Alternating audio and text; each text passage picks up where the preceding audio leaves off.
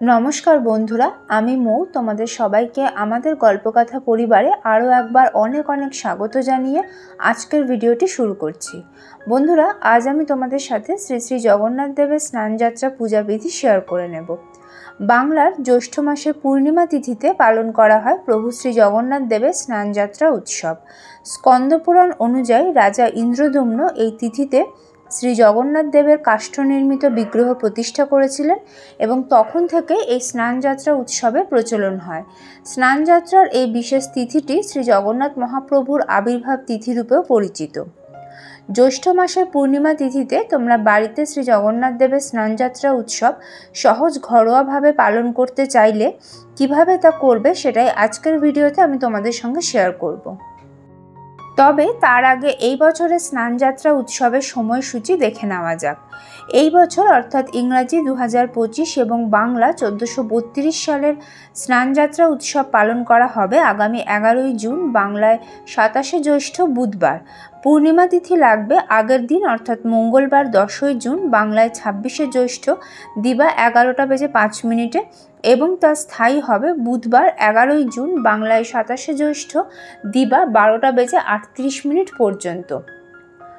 উদয় তিথি অনুযায়ী বুধবার স্নানযাত্রা উৎসব পালন করা হবে। চলো এবার তাহলে দেখে নিই বাড়িতে প্রভু জগন্নাথ দেবের স্নানযাত্রার উৎসব আমরা কিভাবে পালন করব।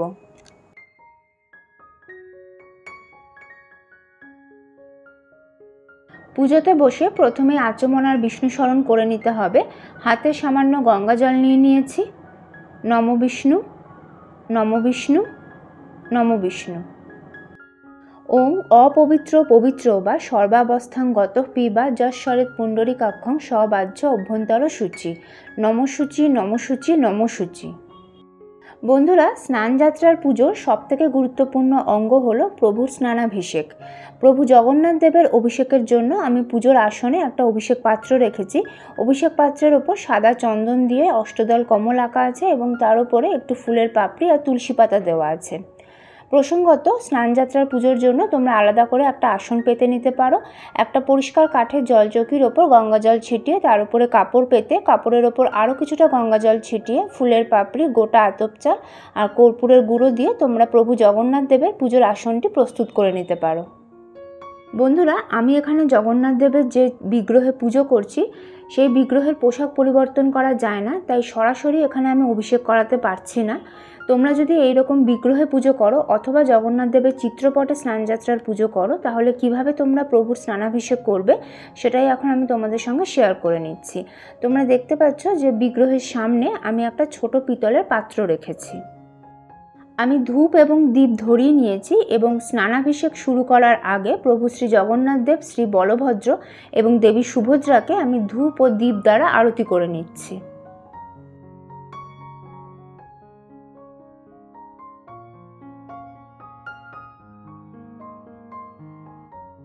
প্রথমে পঞ্চামৃত দিয়ে প্রভুর স্নানাভিষেক করিয়ে নিতে হবে। পঞ্চামৃত অর্থাৎ কাঁচা দুধ, টক দই, ঘি, মধু এবং শর্করার মিশ্রণ, শর্করা অর্থাৎ চিনি বা মিছরি। আমি দক্ষিণাবর্ত শঙ্খ দিয়ে অভিষেক করব, তাই দক্ষিণাবর্ত শঙ্খে আমি পঞ্চামৃত নিয়ে নিয়েছি এবং একটা তুলসী পাতাও দিয়ে দিয়েছি। জল শঙ্খ, মাটির পাত্র বা পিতলের পাত্র দ্বারাও অভিষেক করা যেতে পারে। পঞ্চামৃত সহ দক্ষিণাবর্ত শঙ্খটি প্রভু জগন্নাথ, শ্রী বলভদ্র ও দেবী সুভদ্রার উদ্দেশ্যে 3বার প্রদক্ষিণ করিয়ে নিয়ে শঙ্খের মধ্যে থাকা পঞ্চামৃত আমি সামনের পিতলের বাটিতে ঢেলে দেব।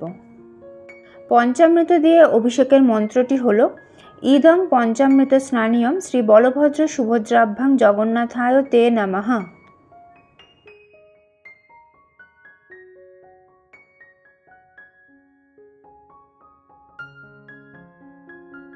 বন্ধুরা, তোমরা যদি প্রভুর কাষ্ঠ নির্মিত বিগ্রহে পুজো করো বা এমন কোনো বিগ্রহে পুজো করো যেখানে সরাসরি অভিষেক করা যাবে তাহলে স্ক্রিনে যেভাবে দেখানো হচ্ছে সেইভাবে তোমরা সরাসরি অভিষেক করে নিতে পারো। এরপর ফলের রস দিয়ে অভিষেক করতে হবে। যে কোনো মরশুমি ফলের রস বা ডাবের জল ব্যবহার করা যেতে পারে। আমি এখানে বেদানার রস দিয়ে প্রভুর অভিষেক করব। দক্ষিণাবর্ত শঙ্খে আমি বেদানার রস ও তুলসী পাতা নিয়ে নিয়েছি। ফলের রস দিয়ে অভিষেকের মন্ত্রটি হল ইদং ফলদক স্নানিয়ম শ্রী বলভদ্র সুভদ্রাভ্যাং জগন্নাথায় তে নমঃ।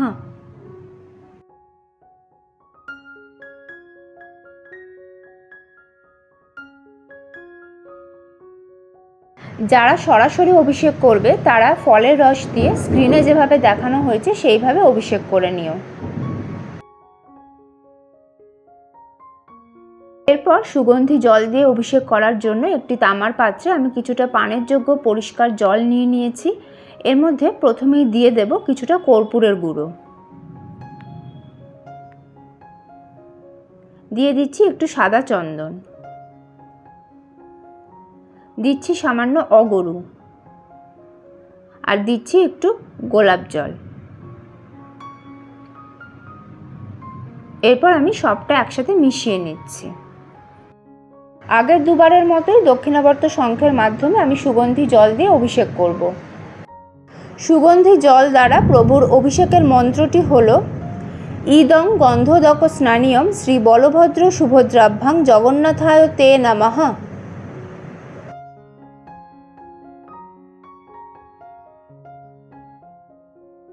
সুগন্ধি জল দিয়ে কিভাবে সরাসরি অভিষেক করতে হবে সেটা স্ক্রিনে দেখানো হচ্ছে।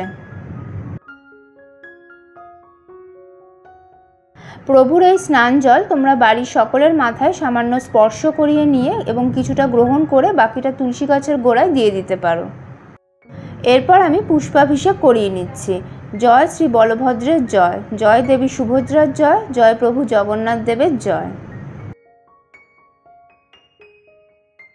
জয় শ্রী বলভদ্রের জয়, জয় দেবী সুভদ্রার জয়, জয় প্রভু জগন্নাথ দেবের জয়।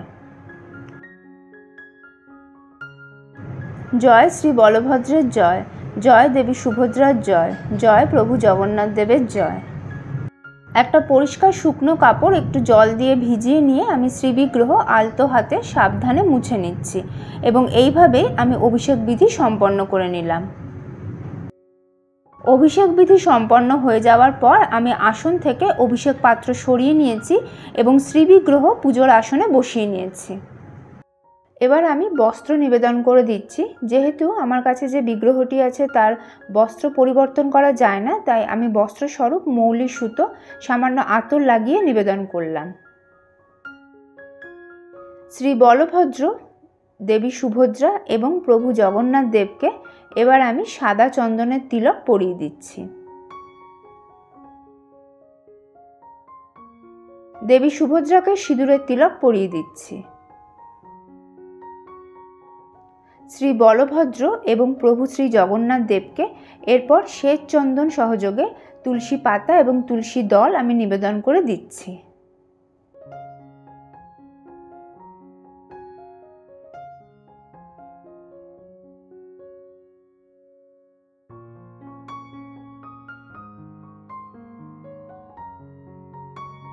শ্রী বলভদ্র, দেবী সুভদ্রা এবং প্রভু জগন্নাথ দেবকে আমি শ্বেত চন্দন সহযোগে ফুলের মালা নিবেদন করে দিয়েছি। এরপর আমি ফুল নিবেদন করব। প্রথমে শ্রী বলভদ্রকে নিবেদন করার জন্য হাতে শ্বেত চন্দন সহযোগে ফুল নিয়ে নিয়েছি। শ্রী বলভদ্রকে ফুল নিবেদনের মন্ত্রটি হল এতে গন্ধপুষ্পে নম শ্রী বলভদ্রায় নমঃ।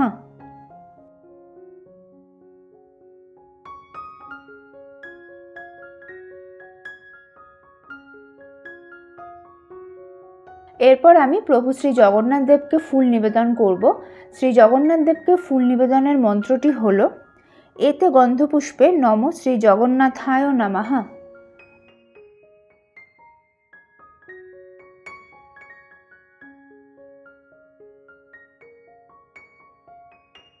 দেবী সুভদ্রাকে এবার আমি ফুল নিবেদন করে দিচ্ছি। এতে গন্ধপুষ্পে নম শ্রী সুভদ্রায় নমঃ।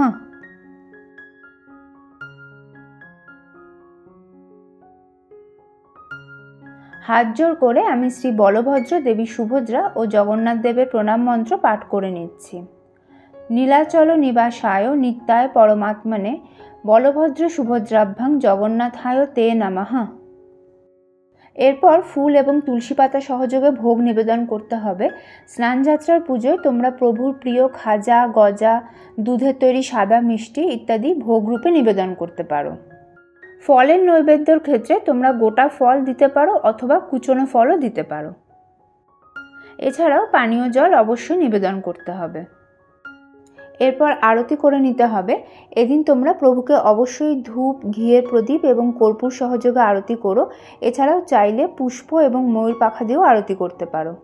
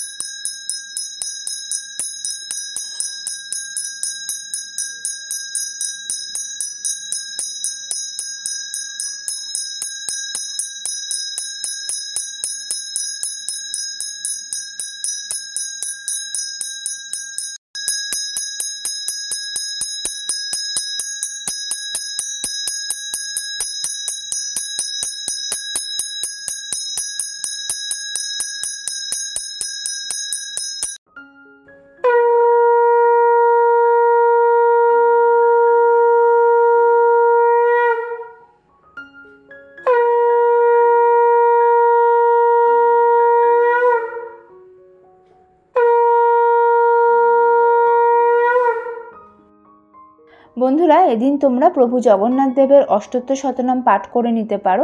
এছাড়াও এই দিন জগন্নাথ অষ্টকম, বিষ্ণু সহস্রনাম স্তোত্র এবং গীতা পাঠ করাও অত্যন্ত শুভ বলে মনে করা হয়। এরপর শ্রী বলভদ্র, দেবী সুভদ্রা এবং প্রভু শ্রী জগন্নাথ দেবের উদ্দেশ্যে প্রণাম জানাতে হবে এবং পুজোয় কোনো ভুল ত্রুটি হয়ে থাকলে তার জন্য ক্ষমা প্রার্থনা করে নিয়ে পুজো শেষ করতে হবে।